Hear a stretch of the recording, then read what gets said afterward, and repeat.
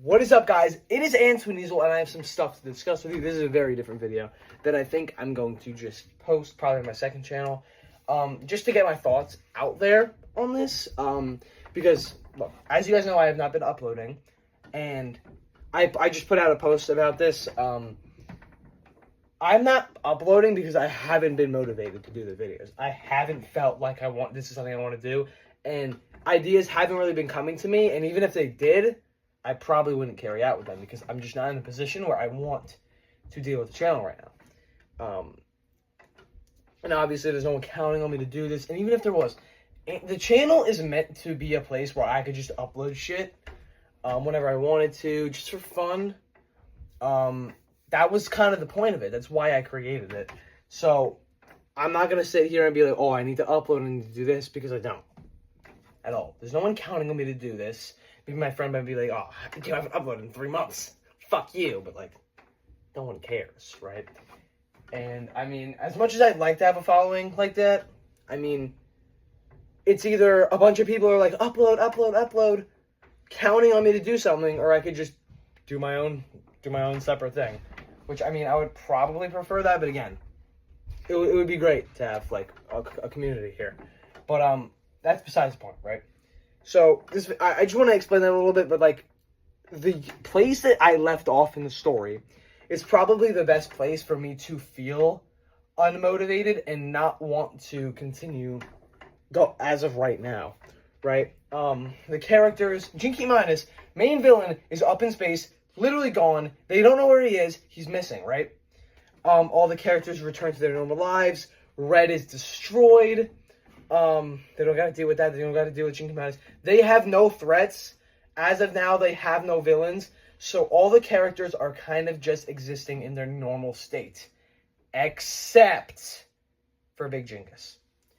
Big Jingus is in an extremely awkward situation right now because his only companion is without him. He did something that he doesn't agree with, and he doesn't want to go back to him, right? So that puts him in a very weird spot. And that is a spot that I need to figure out and flush out, and I probably will before I genuinely continue with the series. I might, put out like a small little video just explaining what's going on with him, right? But I want to break down his character real quick on camera so that you guys understand the full scoop, because he is probably one of the most complex characters in Antoine Easel. He's gone through a rapid change since his birth, which was over a year ago at this point, which is fucking absurd, right? Another character like that might be Alvin. Drastically different personalities, but Big Jingus especially. So let's start from the beginning. All right. So Big Jingus came out of a place, I don't know. So Jinky Minus obviously created Big Jingus. We are aware of this, right? And I mean, as is in the real world, if your parents are your first sight into the world, and what they do, you do, because that's all you know, basically. So I mean, like, if your parents have violent tendencies, whatever, you're probably gonna pick up on that, and that might be present with you going forward. And that is very true for Big Jingus and Jinky Minus, because Jinky Minus is blowing shit up, destroying planets, burning galaxies to the ground, and that's what Big Jingus sees his role model doing, so he's gonna do it too. I mean, he doesn't necessarily see it as evil or bad, he just thinks something happening, like, yeah, people are dying, you don't want to die, but, like, it's just a part of shit, I guess. So he does all that, right? So you're already molding Big Jingus into, an aggressive type of person, and, he's big and strong, so he could wreck anyone. He could beat anyone up, including his own father, probably, on, like, some hand-to-hand combat shit. So, he has that, but obviously he doesn't want to hurt his own father until Big Joe comes along. Fuck. Yeah, I thought he was over there. Big Joe comes along, and he's taking the spotlight away from him. Up until this point, Big Jingus has not formed any meaningful bonds with anyone else. It's kind of just his dad. So, when that's kind of getting taken away from him, I mean, life is kind of taken away from him. So he acts, and he fucking tries to murk him, obviously, as we know from the horror, right? Which he doesn't, but he gets thrown in jail, right? And, you know, he breaks out, or gets out. I don't remember how he got out. Whatever. You know, at the start of Revenge of Big Jingus, which is, like, just picture this. You're in jail, and you really only person you can blame outside of yourself is Big Joe. None of this would have happened if he didn't exist. Big Joe took his father away from him, made him mad, and is now the reason why he's in jail, right? So, obviously, he wants to get back at Big Joe. And he really hasn't seen, like, obviously, he's seen Earth, he's seen all that, but, I mean, not really on a deeper level. So, he gets out into the world, I'm gonna kill Big Joe. So, obviously, the events of the video, right? And he does go back with Big Jinky Minus, and he goes back with Jinky Minus, and this is probably the most important part for his character development, right here, okay? Up until this point, Jinky Minus never really formed a rivalry, enemies with anyone. He just blew shit up day after day. There was no meaningful connections to be made, but now with the Antoine Weasel crew and all these different characters, Jinky Minus is connected to these people, okay? He's connected to me, Big Joe, Alvin, Sigma Robin, Joe Biden, the whole gang, and therefore so is Big Jingus. And he gets to see into these, you know, other people, their way of life, their relationships, and while he's, you know, hanging out with Jinky Minus and doing what he needs, you know, kind of reforming that relationship they had before everything happened, he begins to change, because it's not just Jinky Minus he's exposed to now, it's everyone. It's all these people that are all different types of whatever, right? So that begins to change him over time. Alright, okay, come on. Alright, back to what I'm saying. He also begins to see Big Joe as the person he really is. He was never intending to do anything wrong. He was just a fine guy. I mean, he's stupid and occasionally a little unkind, but I mean, he's not really, you know, that antagonistic figure that he saw him as he was sitting in jail, okay? So, he obviously begins to change for the better. He becomes more compassionate, and you could see, like, during Red, pre-Red, the whole shit, you know, in between the Revenge of Big Jingus, like, whatever the video is after, whatever the lore video is after Revenge of Big Jingus, I think it's the Alvin one, from that to the end of the Red Saga, you see him slowly becoming a very kind and considerate person, which contrasts extremely with the brooding monster that was rampaging Earth, trying to kill his brother over a grudge he's been holding for years. So you get to see him change, and I think that's really what makes him one of the best Antoine Weasel characters. I don't think I've said this. No, I've said this. I said this in the Tyros video.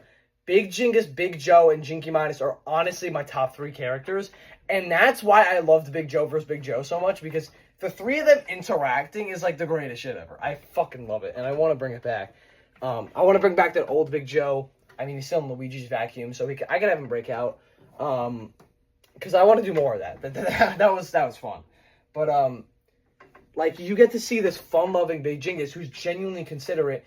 And, like, during the Red plot, he starts to see how Jinky Minus is just an asshole. Like, he just starts to see how his father and the person he looked up to for all these years is just a bum. Just a straight-up bum. Like, you can see him calling him out in real time in the new videos and all that, because he's seeing that his father figure is a loser, even though he originally thought that he was awesome, right? So he goes through this change. He forms bonds with people like Lil Joe, who, you know, Lil Joe hasn't seemed to done much, but he's really done work on a lot of characters, including Alvin, because I'm crediting him to Alvin's big personality change, because they became friends. It wasn't really too widely on screen, but, I mean, it happened, and it kind of influenced the way Alvin thought, right? So let's get to the finale here. Jinky Minus does something that really pisses Big Jingus off. All these people that he's connected with, all these people that he really likes, like, yeah, they're trying to kill them, oh, whatever. Like, oh my god, they're trying to... Because Big Jingus is still doing evil shit, but, like, he's kind of just doing it for fun. I mean, he doesn't really see anything morally bad with a lot of the shit he's doing, and that's kind of where his character, you know, leans off from being evil. Like, Jinky Minus, like, he knows what he's doing is wrong. He doesn't really give a shit. Big Jingus is kind of blissfully unaware because, like, he's also not as smart. He's not really smart. He's kind of stupid a little bit, like Big Joe, but not as extreme.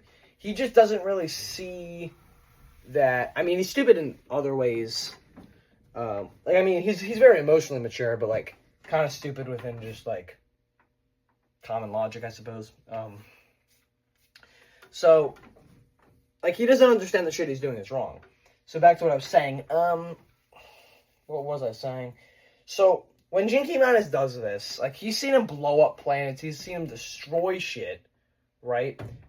But when he betrays him and everyone else, right, that fucks him up, okay? Because he was convinced that Jinky Minus was, you know, reformed. Like, he obviously thought he was betraying him back when, you know, he kind of ignored him over Big Joe. But this kind of solidified that, and, you know, he already had, like, starting to be like, hold up, this guy's a little weird. So he pulls this move, let me get on Red's sides, because I think Red's gonna win, so that he spares me, like, he spares me from, you know, getting brainwashed and all that, just to save my own skin, which, you know, big bum move. And he doesn't even include Big Jingus in this. He does that by himself, even though him and Big Jingus are supposed to be, you know, pals.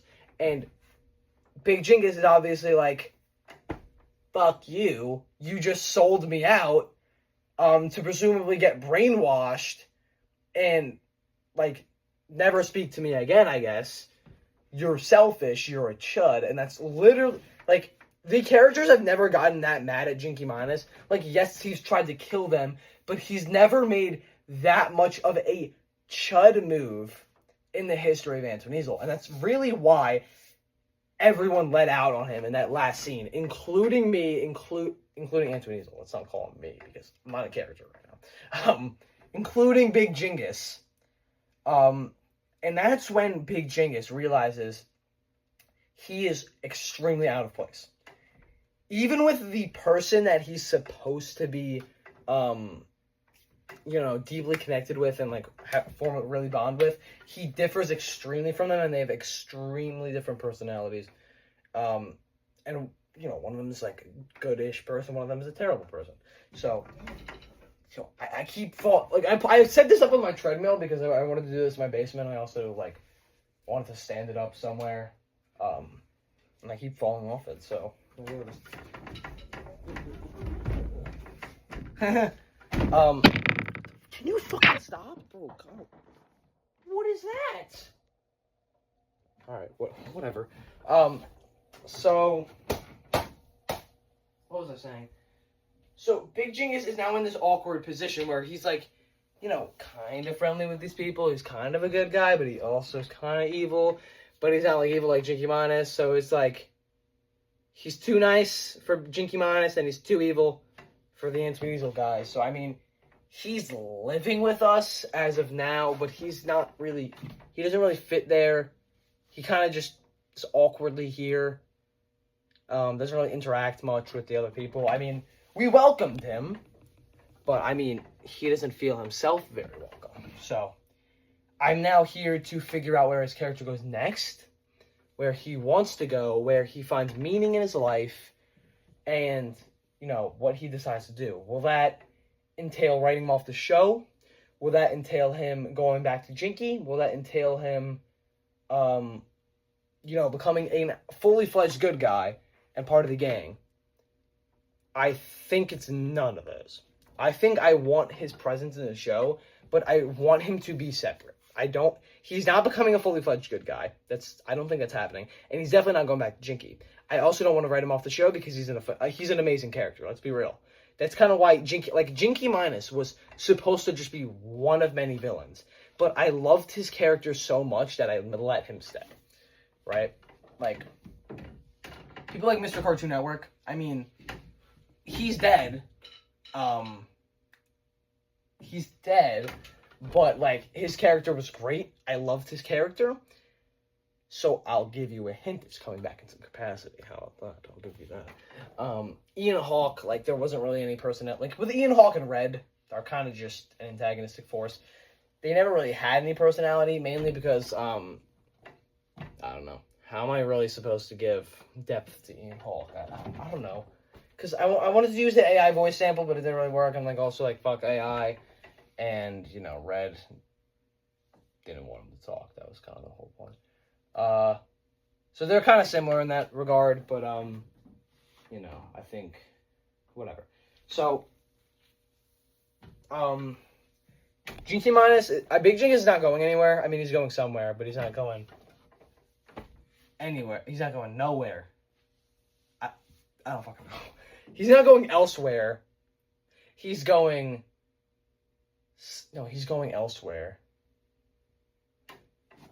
I'm just gonna shut the fuck up, alright? So, yeah, that's the breakdown of Big Jingus' character. I'm gonna figure out where he's going. I'm probably gonna drop that video soon, because I want that fledged out, for when I do continue this channel. Like, this channel's going to continue. I mean, there's a very, very, very low likelihood of me not finishing the series and just it ending here. I also had plans to, like, end it all. Okay, let's end the series. Yo, I should not. Bro, I'm not gonna edit this. Bro, you can't not. 2027. But I mean, with this big of a gap, I don't think that's gonna happen. And that was just gonna be season 1, quotes. You know, I might want to continue this when I'm an adult. I don't know. Maybe this will just be continued when I'm an adult, or like years from now when I'm like, oh, I just want to get back into this. What if I just completely lose it right now, which I don't want to. But it might happen. Okay, like if I'm gonna give you a prediction, I think that I'll be over this boredom of this around the summer this year, maybe July. I don't know. But I don't want to say there's going to be more because I can't promise that for sure, but I will tell you that it's very likely. I'm kind of just ranting at this point. So, that's the Big Jingus breakdown. Looking forward to see where he goes. This is going on my second channel. Yeah. So, bye everyone. Have a stupendous day. And I'm going to go eat some mozzarella sticks and pasta.